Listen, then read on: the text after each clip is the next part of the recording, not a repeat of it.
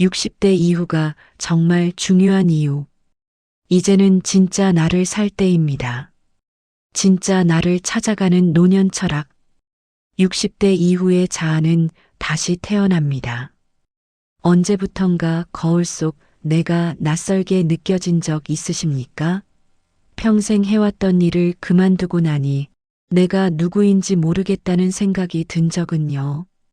가족을 위해, 직장을 위해, 세상의 기대를 위해 살아왔는데 이제 그 모든 것이 사라지고 나니 텅 빈 느낌이 들진 않으셨습니까? 오늘 이 이야기는 그 빈자리에서 다시 나를 찾아가는 여정에 관한 것입니다. 조금 긴 이야기지만 끝까지 함께 걸으시면 진짜 당신을 만날 수 있을 겁니다. 낯설어진 나. 나이가 들어간다는 건 단순히 머리가 휘어지고 주름이 늘어나는 게 아닙니다. 그보다 더 깊은 곳에서 무언가가 변해갑니다. 내가 나 같지 않다는 감각. 이 낯선 느낌을 어떻게 설명해야 할까요? 평생 직장을 다니셨던 분들은 아실 겁니다. 은퇴하고 나서 처음 맞이하는 월요일 아침에 그 공허함을. 출근할 곳이 없다는 게 단순히 일터가 사라진 게 아니라 내 존재의 이유 하나가 사라진 것처럼 느껴지는 그 순간 말입니다. 자녀를 키우셨던 분들도 마찬가지입니다. 아이들이 다 자라서 집을 떠나고 나면 이제야 자유로워졌다는 안도감보다 그럼 이제 나는 뭐지? 라는 질문이 먼저 찾아옵니다. 엄마로서, 아빠로서의 역할이 줄어들면서 나라는 사람의 윤곽도 함께 흐려지는 것 같습니다. 어느 날 문득 이런 생각이 듭니다. 나는 평생 무엇을 했던 걸까? 내가 정말 원했던 삶은 무엇이었을까? 지금 이 순간 나는 누구인가? 이 질문들은 젊었을 때는 잘 떠오르지 않습니다. 바쁘니까요. 아침에 일어나면 해야 할 일들이 줄을 서 있으니까요. 그런데 60대가 넘어가면서 그 바쁨이 조금씩 사라집니다. 그리고 그 빈자리에 이 질문들이 찾아옵니다. 처음에는 두렵습니다. 이 질문들이 너무 크게 느껴지니까요. 답이 없을 것 같아서 두렵습니다. 그래서 많은 분들이 이 질문을 피하려고 합니다. 텔레비전을 보거나 친구들을 만나거나 바쁘게 지내려고 애씁니다. 하지만 밤이 되면 혼자 누워 있을 때면 그 질문은 다시 찾아옵니다. 나는 누구인가? 이 질문이 고통스러운 이유는 우리가 평생 다른 사람이 정해준 답을 살아왔기 때문입니다. 좋은 학생, 좋은 직원, 좋은 부모, 좋은 며느리, 좋은 사위. 우리는 이런 역할들 속에서 나를 정의해 왔습니다. 그런데 이제 그 역할들이 하나씩 사라지니 나라는 사람도 함께 사라지는 것 같습니다. 하지만 여기 중요한 진실이 하나 있습니다. 역할이 사라진다고 해서 당신이라는 사람이 사라지는 건 아닙니다. 오히려 그 반대입니다. 역할이 사라지고 나서야 진짜 당신이 드러나기 시작합니다. 60대 이후의 자아는 다시 태어납니다. 이건 비유가 아닙니다. 실제로 그렇습니다. 젊었을 때의 나는 세상이 원하는 모습으로 살아왔습니다. 하지만 이제는 다릅니다. 이제는 나를 살 때입니다. 이제 한 사람의 이야기를 들려드리겠습니다. 이름은 김정호 씨. 올해 68입니다. 정호 씨는 서울에서 35년간 회사를 다녔습니다. 대기업 관리직이었습니다. 사람들은 그를 김 부장님이라고 불렀습니다. 나중에는 김 이사님이 됐습니다. 그는 성실했습니다. 새벽같이 출근해서 밤늦게 퇴근했습니다. 주말에도 일했습니다. 가족을 위해서였습니다. 아이들 학비를 대고 집을 사고 좋은 아버지가 되고 싶었습니다. 2년 전 정호 씨는 은퇴했습니다. 회사에서 작은 파티를 열어줬습니다. 동료들이 박수를 쳐줬습니다. 수고하셨습니다. 정호 씨는 웃으며 인사했습니다. 고맙습니다. 즐거웠습니다. 그리고 집으로 돌아왔습니다. 첫 주는 좋았습니다. 늦잠도 자고 낮에 산책도 하고 밀린 드라마도 봤습니다. 이제 좀 쉬어야지. 그런데 한 달쯤 지나자 이상한 느낌이 들었습니다. 뭔가 공허했습니다. 아침에 일어나면 할 일이 없었습니다. 예전에는 알람이 울리면 바로 일어나서 준비했는데 이제는 알람도 맞출 필요가 없었습니다. 처음에는 그게 자유처럼 느껴졌는데 점점 그게 공허함으로 바뀌었습니다. 친구들을 만났습니다. 요즘 뭐 하세요? 정호 씨는 대답했습니다. 그냥 쉬고 있어요. 친구들은 부러워했습니다. 좋겠네요. 하지만 정호 씨는 속으로 생각했습니다. 좋은 건가? 아내와 시간을 보냈습니다. 평생 바쁘게 살다가 이제 같이 있는 시간이 늘었습니다. 그런데 어색했습니다. 뭘 이야기해야 할지 몰랐습니다. 아내는 친절했지만 정호 씨는 자꾸 눈치가 보였습니다. 내가 집에서 방해되는 건 아닐까? 자녀들도 독립해서 각자 바빴습니다. 가끔 전화하면 아버지, 잘 지내세요? 라고 물었고 정호 씨는 응, 잘 지내라고 대답했습니다. 그게 다였습니다. 석 달쯤 지났을 때 정호 씨는 거울을 보다가 울었습니다. 거울 속에 자기 얼굴이 낯설었습니다. 이 사람이 나인가? 평생 김 부장, 김 이사로 살아왔는데 이제 그 이름이 사라지고 나니 나는 누구인지 모르겠다는 생각이 들었습니다. 어느 날 정호 씨는 오래된 일기장을 발견했습니다. 대학생 때 쓴 일기였습니다. 페이지를 넘기다가 한 문장에서 멈췄습니다. 나는 글을 쓰고 싶다. 사람들의 이야기를 듣고 그걸 글로 남기고 싶다. 20대의 자기가 쓴 문장이었습니다. 정호 씨는 그 문장을 한참 들여다봤습니다. 그랬지. 나는 글을 쓰고 싶었어. 하지만 현실은 달랐습니다. 생계를 위해 회사에 들어갔고 그렇게 35년을 살았습니다. 글을 쓰고 싶다는 꿈은 어느새 잊혀졌습니다. 정호 씨는 일기장을 덮고 생각했습니다. 이제 늦었나? 며칠 뒤 정호 씨는 동네 도서관에 갔습니다. 거기서 글쓰기 모임이 있다는 걸 알았습니다. 시니어들이 모여서 자기 이야기를 쓰는 모임이었습니다. 정호 씨는 망설였습니다. 내가 글을 쓸 수 있을까? 하지만 용기를 냈습니다. 그리고 모임에 참석했습니다. 첫 시간에 선생님이 물었습니다. 자기소개 부탁드립니다. 정호 씨는 대답했습니다. 저는 김정호입니다. 회사를 다니다가 은퇴했고요. 글쓰기를 배우고 싶어서 왔습니다. 선생님이 다시 물었습니다. 글쓰기를 왜 배우고 싶으세요? 정호 씨는 한참 생각하다가 대답했습니다. 제가 누구인지 알고 싶어서요. 그 대답이 나오고 나서 정호 씨는 자기도 놀랐습니다. 그게 내가 원했던 거였구나. 모임에서 첫 과제는 내가 기억하는 가장 행복했던 순간을 쓰는 것이었습니다. 정호 씨는 집에 돌아와서 종이 앞에 앉았습니다. 펜을 들었습니다. 그리고 생각했습니다. 내가 언제 행복했지? 처음에는 아무것도 떠오르지 않았습니다. 승진했을 때? 아니, 그건 잠깐의 안도감이었지 행복은 아니었습니다.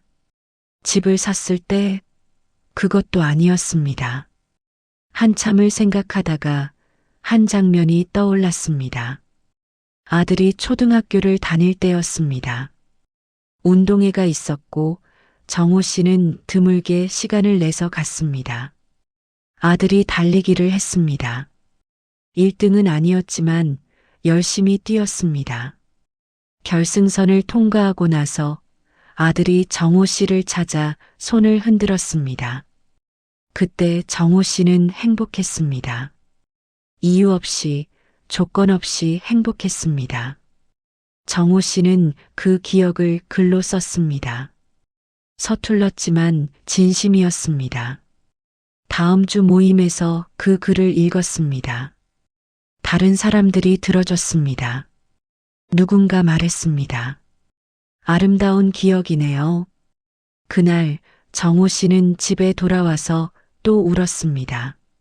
하지만 이번에는 다른 울음이었습니다. 석 달 전의 울음은 상실의 울음이었습니다. 하지만 이번 울음은 발견의 울음이었습니다. 나는 이런 사람이었구나. 나는 이런 걸 소중히 여기는 사람이었구나. 정호 씨는 계속 글을 썼습니다. 회사 생활 이야기, 아버지로 살았던 이야기, 후회했던 순간들, 고마웠던 사람들. 쓰면서 정호 씨는 조금씩 자기를 알아갔습니다. 어느 날 아내가 물었습니다. 요즘 표정이 밝아졌네요. 무슨 좋은 일 있어요? 정호 씨는 웃으며 대답했습니다. 나를 찾았어요. 6개월이 지났습니다. 정호 씨는 이제 매일 아침 일어나면 글을 씁니다. 긴 글은 아닙니다. 그냥 오늘의 생각, 오늘의 감정을 몇 줄 적습니다. 그게 정호 씨에게는 나를 확인하는 시간입니다. 어느 날 모임 선생님이 말했습니다. 정호 씨, 많이 변하셨네요. 정호 씨가 물었습니다. 어떻게요? 선생님이 대답했습니다. 처음 오셨을 때는 김 이사님 같았어요. 그런데 지금은 김정호 같아요. 그 말이 정호 씨에게는 가장 큰 칭찬이었습니다.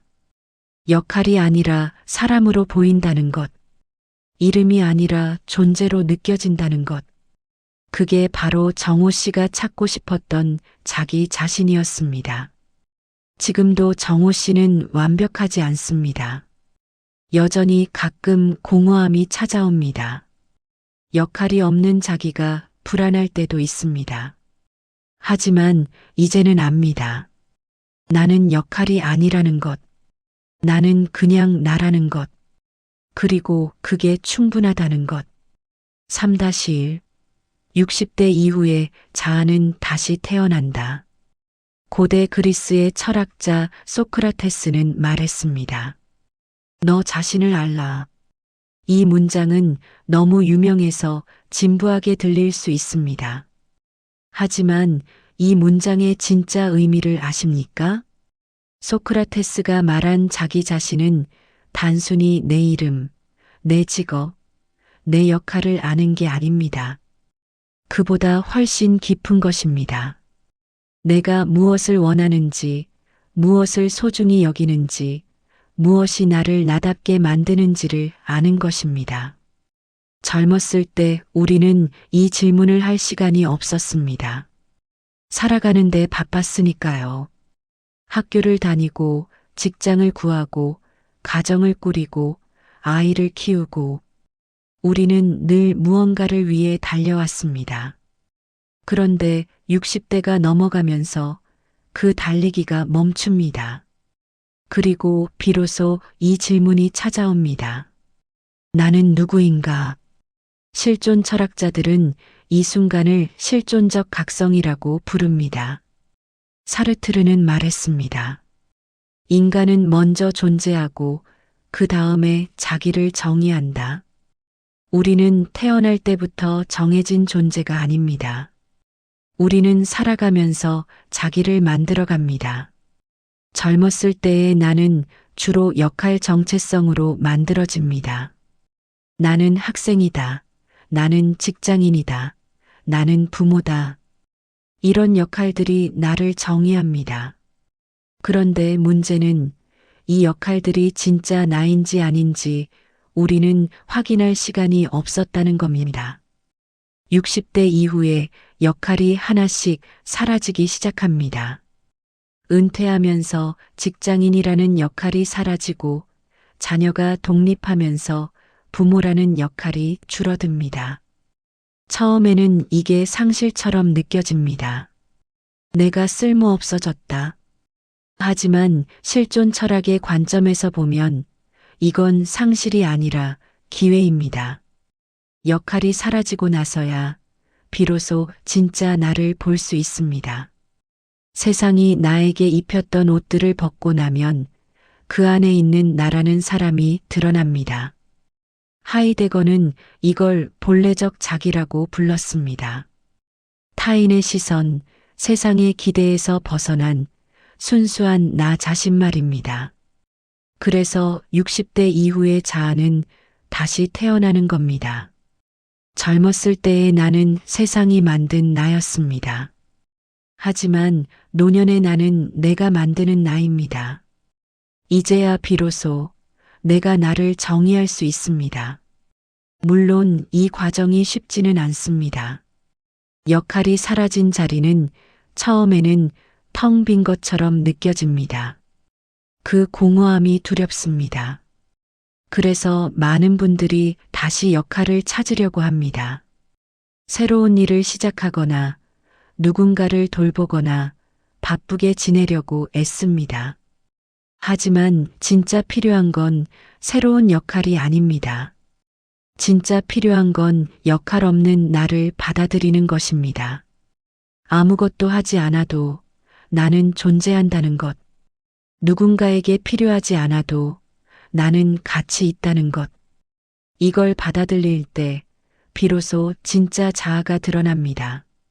3-2 지금의 나를 다시 정의하는 5가지 질문.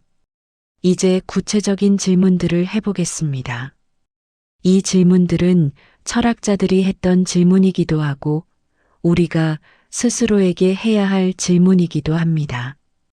천천히 함께 생각해 보시겠습니까? 첫 번째 질문. 나는 지금 무엇을 잃었고 무엇이 남아 있는가? 노년기에 우리는 많은 것을 잃습니다. 건강을 잃고 역할을 잃고 때로는 사람도 잃습니다. 이 상실은 고통스럽습니다. 하지만 철학자 야스퍼스는 말했습니다. 상실을 통해서만 우리는 진짜 중요한 것을 발견한다. 잃은 것을 세어 보십시오. 하지만 거기서 멈추지 마십시오. 남아있는 것도 세어 보십시오. 당신은 여전히 생각할 수 있습니다. 느낄 수 있습니다. 사랑할 수 있습니다. 선택할 수 있습니다. 이것들은 역할과 상관없이 당신 안에 있는 것들입니다. 정호 씨의 경우를 생각해 보십시오. 그는 김이사라는 직함을 잃었습니다. 하지만 글을 쓰고 싶다는 욕구, 사람들의 이야기를 듣고 싶다는 마음은 여전히 남아 있었습니다. 그건 역할이 아니라 본질이었습니다. 두 번째 질문. 타인의 기대에서 벗어나면 나는 어떤 모습인가? 평생 우리는 타인의 기대 속에서 살아왔습니다. 부모님은 우리가 공부 잘하기를 바랐고, 직장은 우리가 성실하기를 바랐고, 가족은 우리가 책임감 있기를 바랐습니다. 우리는 그 기대에 부응하려고 애썼습니다. 하지만 이제 생각해 보십시오. 아무도 당신에게 아무것도 기대하지 않는다면, 아무도 당신을 평가하지 않는다면, 그때 당신은 무엇을 하고 싶습니까? 사르트르는 말했습니다. 인간은 자유롭도록 선고받았다. 자유는 축복이면서 동시에 부담입니다. 왜냐하면 자유로워지면 우리는 스스로 선택해야 하니까요. 타인의 기대라는 지도가 사라지면 우리는 길을 잃은 것처럼 느껴집니다. 하지만 이게 바로 진짜 삶의 시작입니다. 이제 당신은 당신이 원하는 삶을 선택할 수 있습니다. 작은 것부터 시작하십시오. 오늘 무엇을 먹을지, 어디로 산책을 갈지, 누구에게 전화할지, 이런 작은 선택들이 쌓이면 그게 바로 당신의 삶입니다. 세 번째 질문. 지금의 나는 누구를 위한 삶을 살고 있는가? 이 질문은 조금 날카롭습니다. 하지만 꼭 필요한 질문입니다. 많은 시니어들이 여전히 다른 사람을 위해 살고 있습니다. 자녀가 걱정돼서, 손주가 보고 싶어서, 누군가 나를 필요로 할까봐. 이런 마음은 아름답습니다. 하지만 동시에 위험합니다. 왜냐하면 나를 잃어버릴 수 있으니까요. 소크라테스는 이렇게 물었습니다. 검토되지 않은 삶은 살 가치가 없다. 당신의 삶을 검토해 보십시오. 지금 당신이 하는 일들이 정말 당신을 위한 것입니까? 아니면 누군가의 인정을 받기 위한 것입니까? 이건 이기적인 질문이 아닙니다. 오히려 정직한 질문입니다. 나를 위해 사는 것과 나만을 위해 사는 것은 다릅니다. 나를 사랑할 때 우리는 다른 사람도 더 잘 사랑할 수 있습니다. 네 번째 질문. 나의 기쁨은 어디에서 다시 시작되는가? 기쁨은 역할에서 오는 게 아닙니다. 기쁨은 존재에서 옵니다. 정호 씨는 글을 쓸 때 기쁨을 느꼈습니다. 그건 누가 인정해줘서가 아니었습니다. 글을 쓰는 그 자체가 기뻤습니다. 왜냐하면 그때 그는 온전히 자기 자신이었으니까요. 당신의 기쁨은 어디에 있습니까? 꽃을 키울 때입니까? 음악을 들을 때입니까? 산책할 때입니까? 누군가와 이야기할 때입니까? 그 기쁨을 찾아보십시오. 그리고 자주 그 기쁨으로 돌아가십시오. 실존 철학자들은 말합니다. 진정한 실존은 순간 속에 있다고. 과거를 후회하거나 미래를 걱정하는 게 아니라 지금 이 순간을 온전히 느끼는 것. 그때 우리는 살아있음을 느낍니다. 다섯 번째 질문. 앞으로의 시간에 진짜로 가져가고 싶은 것은 무엇인가? 우리에게 남은 시간은 무한하지 않습니다. 이건 슬픈 이야기가 아니라 사실입니다. 그리고 이 사실을 받아들일 때 우리는 더 지혜로워집니다. 하이데거는 죽음을 향한 존재라는 개념을 이야기했습니다. 우리는 언젠가 죽습니다. 이 사실을 부정하면 우리는 시간을 낭비합니다. 하지만 이 사실을 받아들이면 우리는 시간을 소중히 여기게 됩니다. 그렇다면 물어보십시오. 앞으로의 시간에 당신은 무엇을 가져가고 싶습니까? 더 많은 돈입니까? 더 높은 지위입니까? 아닙니다. 그런 것들은 이제 중요하지 않습니다. 아마도 당신이 가져가고 싶은 건 이런 것들일 겁니다. 평온한 마음, 사랑하는 사람들과의 따뜻한 기억, 후회 없는 선택들, 그리고 나답게 살았다는 확신. 이것들이 진짜 가치 있는 것들입니다. 그렇다면 지금부터 그것들을 모아가십시오. 하루하루를 그렇게 살아가십시오. 역할을 채우는 게 아니라 존재를 채우는 삶. 그게 바로 진짜 나를 사는 삶입니다. 실전 마음훈련 파트. 나답게 사는 심플 전략. 이제 조금 더 실용적인 이야기를 해보겠습니다. 철학은 아름답지만 실천하지 않으면 그냥 말에 그칩니다. 어떻게 하면 진짜 나를 살 수 있을까요? 여기 간단하지만 강력한 방법들을 알려드리겠습니다. 하루 3분 자기 확인 루틴. 매일 아침 혹은 매일 저녁 딱 3분만 내십시오. 그리고 스스로에게 이 질문을 하십시오. 오늘 나는 어땠나? 대단한 질문이 아닙니다. 그냥 오늘 하루를 돌아보는 겁니다. 무엇을 느꼈는지, 무엇이 좋았는지, 무엇이 불편했는지 판단하지 마십시오. 그냥 관찰하십시오. 예를 들어, 이렇게 생각해 볼 수 있습니다. 오늘 아침에 산책을 했을 때 기분이 좋았다. 오늘 자녀와 통화했을 때 조금 서운했다. 오늘 저녁 식사가 맛있었다. 이런 작은 관찰들이 쌓이면 당신은 당신을 알아가게 됩니다. 무엇이 나를 기쁘게 하는지, 무엇이 나를 불편하게 하는지, 이걸 알면 당신은 스스로를 더 잘 돌볼 수 있습니다. 이 3분은 누구와도 공유할 필요가 없습니다. 이건 오롯이 당신만의 시간입니다. 거울을 보면서 해도 좋고, 일기장에 적어도 좋고, 그냥 눈을 감고 생각해도 좋습니다. 중요한 건 매일 한다는 겁니다. 하루 3분, 일주일이면 21분, 한 달이면 90분. 이 시간들이 쌓이면 당신은 당신의 가장 좋은 친구가 됩니다. 나를 비우고 새로 쓰기 위한 존재 기록법. 조금 더 깊이 들어가 보겠습니다. 일주일에 한 번 조금 긴 시간을 내보십시오. 30분 정도면 됩니다. 종이와 펜을 준비하십시오. 그리고 이렇게 적어 보십시오. 1단계. 내려놓기. 나는 이제 이것을 내려놓는다. 예를 들면, 나는 완벽한 부모여야 한다는 생각을 내려놓는다. 나는 항상 강해야 한다는 기대를 내려놓는다. 나는 쓸모 있어야 한다는 강박을 내려놓는다. 평생 우리를 붙들고 있던 생각들을 적어 보십시오. 그리고 하나씩 내려놓으십시오. 종이에 적는 것만으로도 마음이 조금 가벼워집니다. 2단계.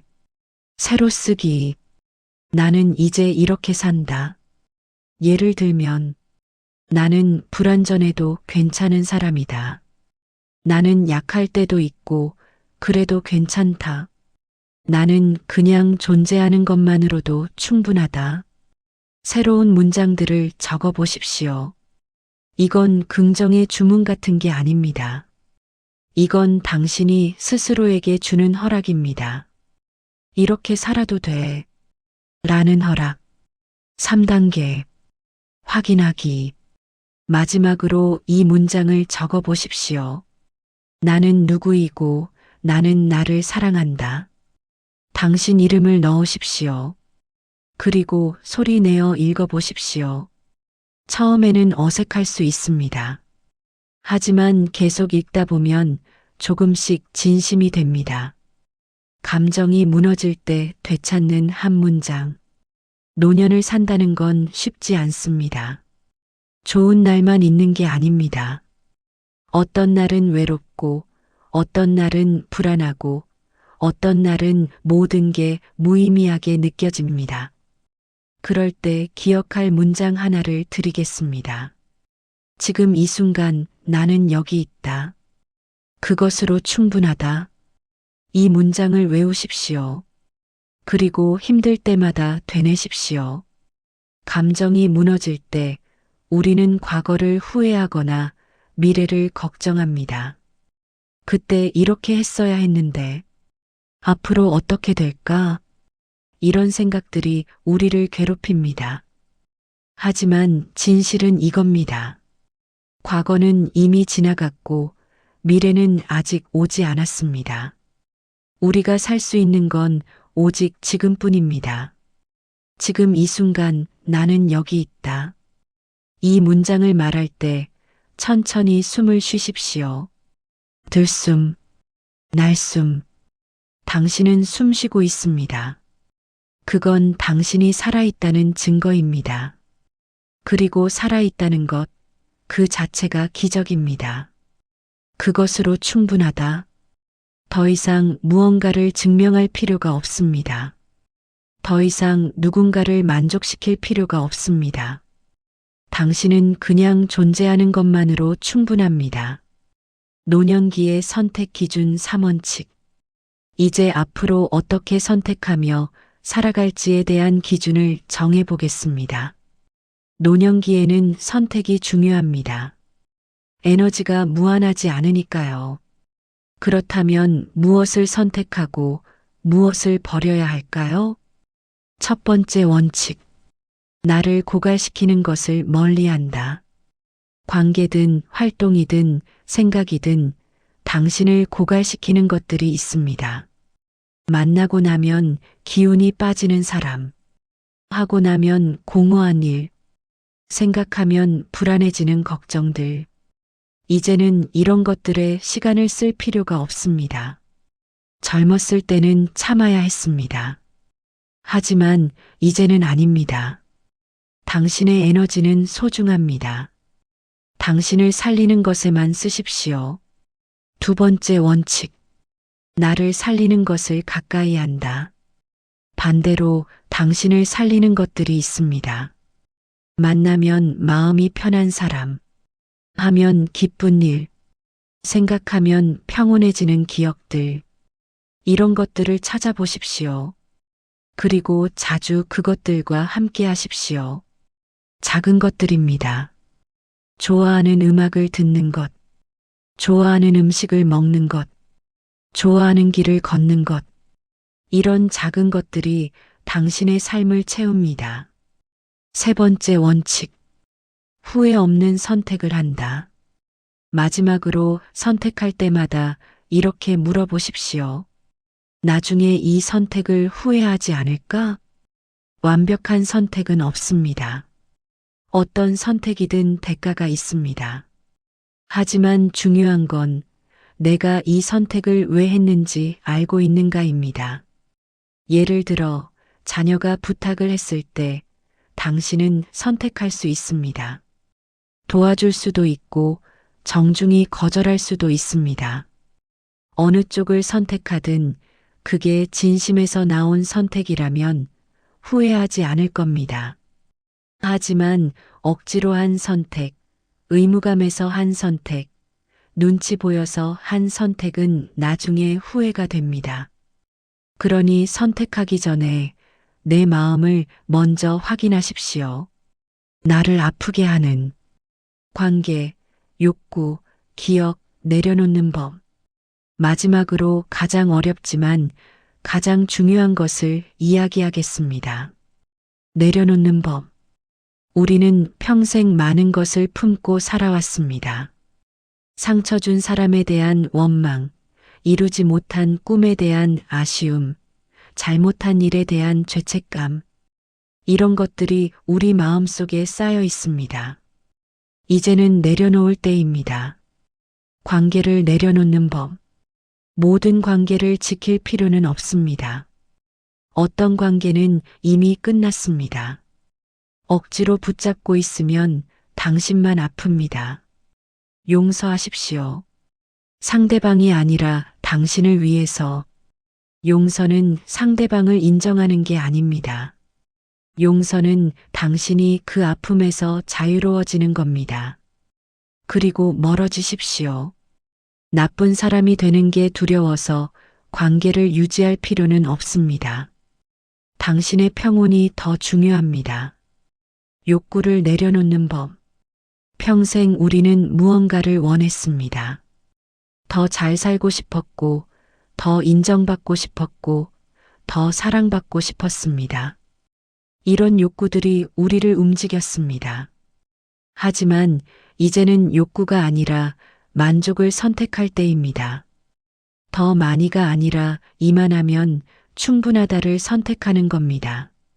지금 있는 것들을 세어보십시오. 건강, 관계, 기억, 가루. 이것들만으로 충분합니다. 더 이상 무언가를 추구하느라 지금을 놓치지 마십시오. 기억을 내려놓는 법. 과거는 바꿀 수 없습니다.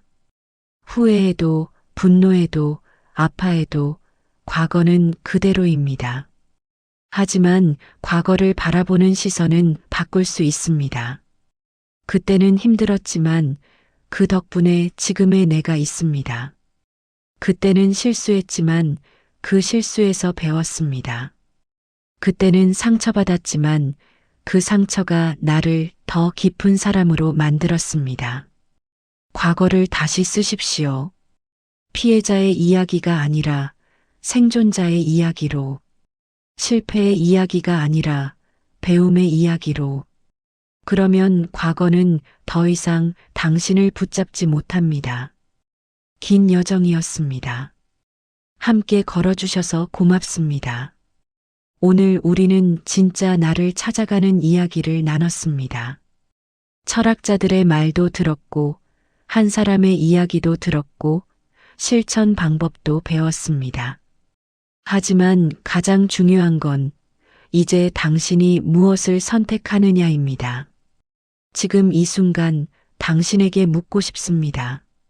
당신은 누구입니까? 직함이 아닙니다. 역할이 아닙니다.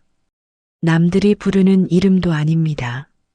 진짜 당신은 누구입니까? 이 질문에 아직 답이 없어도 괜찮습니다. 사실 이 질문은 평생 답을 찾아가는 질문입니다. 하지만 이 질문을 시작했다는 것, 그 자체가 중요합니다. 60대 이후의 삶은 끝이 아니라 시작입니다. 역할에서 벗어나 비로소 나를 살 수 있는 시작입니다. 세상이 원하는 나가 아니라 내가 원하는 나를 만들어갈 수 있는 시작입니다. 이제는 나를 살 때입니다. 정호 씨를 기억하십니까? 그는 은퇴하고 나서 자신을 잃어버린 것 같았습니다. 하지만 실제로는 찾아가고 있었습니다. 역할을 잃었지만 자기를 찾았습니다.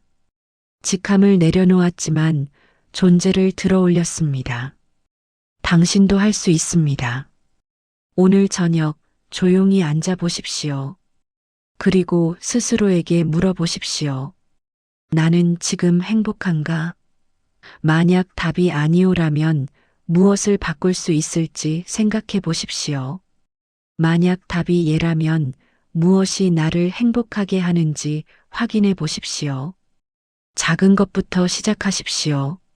하루 3분 나를 돌아보는 것, 일주일에 한 번 내 감정을 기록하는 것, 한 달에 한 번 나를 기쁘게 하는 일을 하는 것. 이런 작은 것들이 쌓이면 당신은 변합니다. 그리고 기억하십시오. 당신은 역할이 아닙니다. 당신은 존재입니다.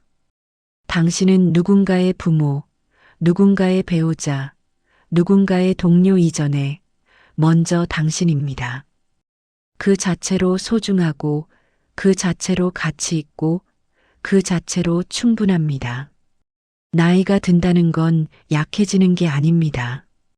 진짜 나를 찾아가는 겁니다. 불필요한 것들을 걸러내고 본질만 남기는 겁니다. 세상의 소음에서 벗어나 내 목소리를 듣는 겁니다. 이제 당신의 목소리를 들어보십시오.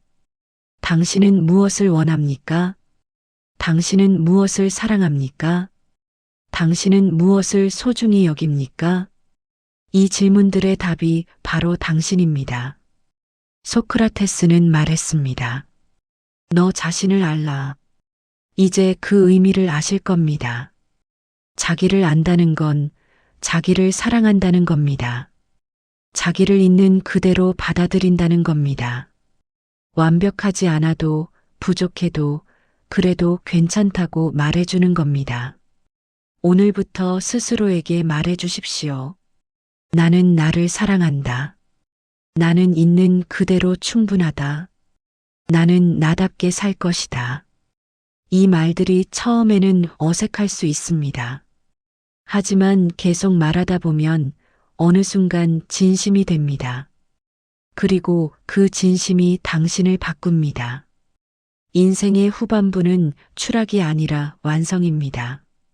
젊었을 때 우리는 달렸습니다.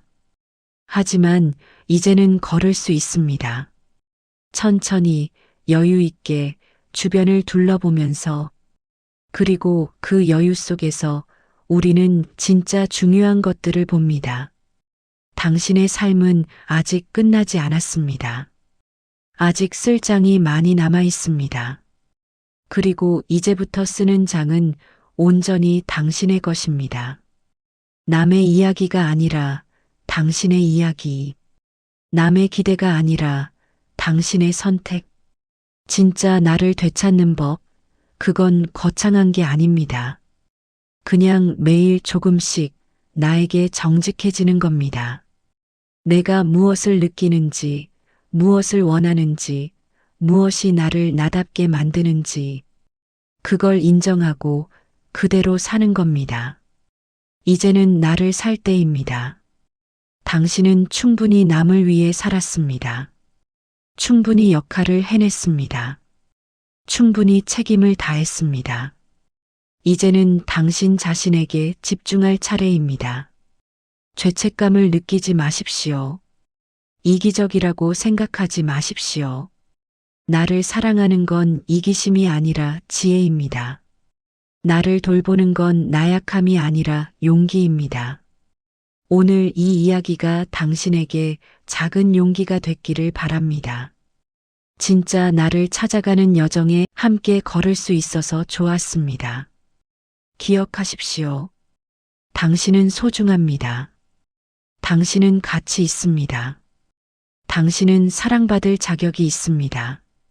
그리고 무엇보다 당신은 당신답게 살 자격이 있습니다. 이제 시작하십시오. 진짜 나를 사는 삶을 역할이 아니라 존재로, 의무가 아니라 선택으로, 두려움이 아니라 사랑으로 당신의 여정을 응원합니다. 고맙습니다.